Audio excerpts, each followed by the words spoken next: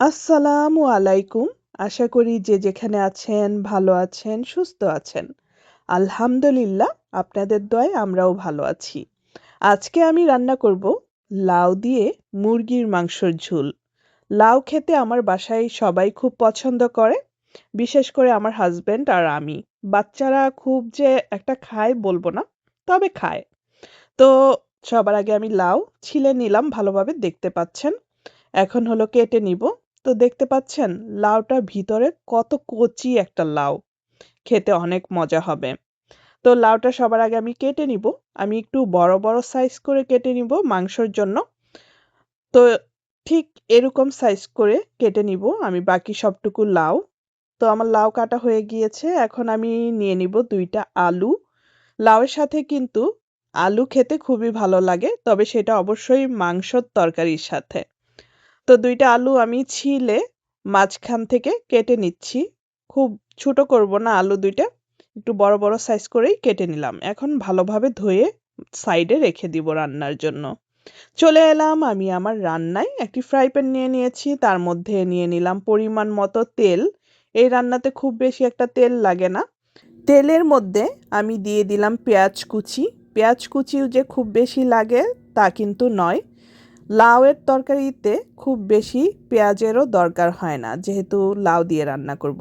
আর নিয়ে নিলাম ৩-৪ ফালি দারচিনি, ৪-৫টা লবঙ্গ, ৪-৫টা এলাচ, ২টা তেজপাতা মাঝখান থেকে এভাবে আমি আর কি ছিঁড়ে দিলাম। এখন হলো আমি মোটামুটি পেঁয়াজটা হালকা ভেজে নিব লাইট গোল্ডেন কালার হওয়া পর্যন্ত। তো আমার পেঁয়াজ কিন্তু ভাজা হয়ে গিয়েছে। এখন আমি মাংসটা পেঁয়াজের সাথে ভেজে নিব প্রায় ৫ মিনিটের মতো, মানে মাংসর কালারটা চেঞ্জ হয়ে আসা পর্যন্ত। তো মাংস ভাজতে ভাজতে আমি মাংসতে দিয়ে দিব লবণ সামান্য পরিমাণ। তারপরে আমি আবারও মাংসটা ভেজে নিব মাংসর কালার চেঞ্জ হওয়া পর্যন্ত। এখন আমি দিয়ে দিব রসুনের পেস্ট পরিমাণ মতো। রসুনের পেস্ট দেওয়ার পরে আবারও 30 সেকেন্ডের মতো মাংসটা ভেজে নিচ্ছি রসুনের পেস্টের সাথে। এখন দিয়ে দিব আদার পেস্ট। আদার পেস্টও দেওয়ার পরে আবারও 30 সেকেন্ডের মতো আমি ভেজে নিলাম মাংসর সাথে আদা। এখন আমি দিয়ে দিব গুঁড়া মশলাগুলো, ১ চামচ মরিচের গুঁড়া, ১ চামচ হলুদের গুঁড়া আর ১ চামচ ধনিয়া গুঁড়া। এখন আমি মাংস মশলার সাথে ভালোভাবে কষিয়ে নিব মাংসর সাথে তেলটা সেপারেট হয়ে আসা পর্যন্ত। তো আমার মাংস কষানো হয়ে গিয়েছে। এখন আমি দিয়ে দিব আগে থেকে ধুয়ে রাখা লাউ। তো লাউ দেওয়ার পরে আমি মাংসের সাথে ভালোভাবে লাউ মিক্সড করে নিব। মিক্সড করে নিয়ে আমি ঢেকে রান্না করব প্রায় ৫ মিনিটের মতো। লাউয়ে কিন্তু যথেষ্ট পরিমাণ পানি থাকে। তো দেখতে পাচ্ছেন লাউ থেকে কত পানি চলে এসেছে। লাউয়ে কিন্তু পানি আগেই দিবেন না, তা না হলে কিন্তু মাংসর তরকারিতে পানি অনেক বেশি হয়ে যাবে। তো আমি আবারও ৫ মিনিটের মতো ঢেকে রান্না করব। চলে এলাম আবারও ৫ মিনিট পর। এখন আমি দিয়ে দিব আগে থেকে ধুয়ে রাখা আলু।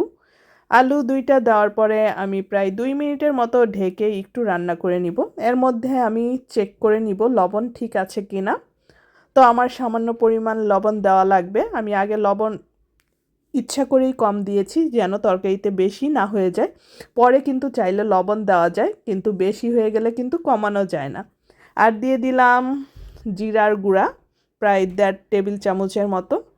এখন আমি সবগুলো ভালোভাবে মিক্সড করে ঢেকে রান্না করব প্রায় ৫ মিনিটের মতো।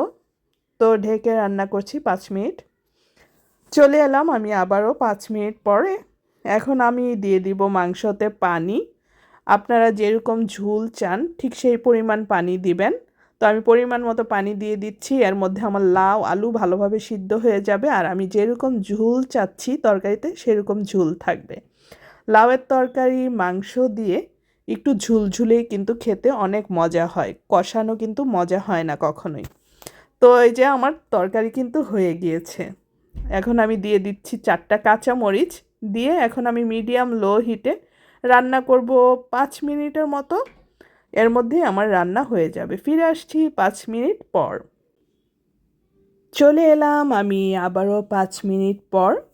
এখন হলো দেখার পালা আমার মাংস কেমন হয়েছে। আহাহাহা! কি সুন্দর যে একটা স্মেল বের হচ্ছে। এখন টেস্ট করব লবণ ঝাল ঠিক আছে কিনা। লবণ ঝাল একদম পারফেক্ট, আর খেতে এত মজা হয়েছে। এই তরকারির সাথে লেবু আর ১ প্লেট গরম ভাত খেতে যে কত মজা হবে বলে বোঝাতে পারবো না। আপনারা অবশ্যই বাসায় করে খাবেন। তো যে যেখানে আছেন ভালো থাকেন, সুস্থ থাকেন। আমার রান্না শেষ। এখন আমার খাওয়ার পালা।